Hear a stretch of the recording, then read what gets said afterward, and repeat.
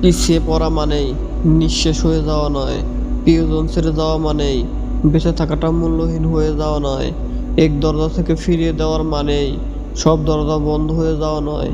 কারণ জীবনের খেলায় কেউ 2-4 দিনে অল আউট হয় না।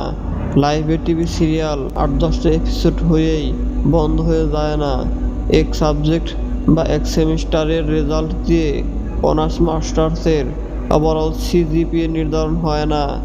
শোনো বন্ধু, তোমার বাসায় পকেটের টাকায় তোমার সামনে হাজারটা সমস্যা থাকতে পারে।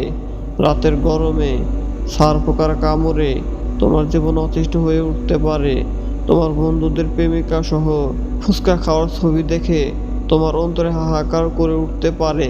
তবে আজকের দিনটা চলে গেলে, ক্যালেন্ডার পাতা উল্টে গেলে পাওয়া না পাওয়ার হিসেব কিন্তু চূড়ান্ত হয়ে যাবে। জীবন বেশি উপভোগ করতে গিয়ে অনুশোচনা করো না। এক্সট্রা মজা নিতে গিয়ে এক্সট্রা সাজা জুটিয়ে ফেলো না। আনন্দ আর এফোর্টের মধ্যে ব্যালেন্স রেখো। একদিন রিল্যাক্স করে আড্ডা মেরে 6 দিন ফুল স্পিডে কাজ করা এনার্জি সঞ্চয় করো। লেগে থাকো, দেখবে শত শত লাথি উষ্টা খেয়েও ঠিকই ঘুরে দাঁড়িয়ে গেছো। ধন্যবাদ সবাইকে।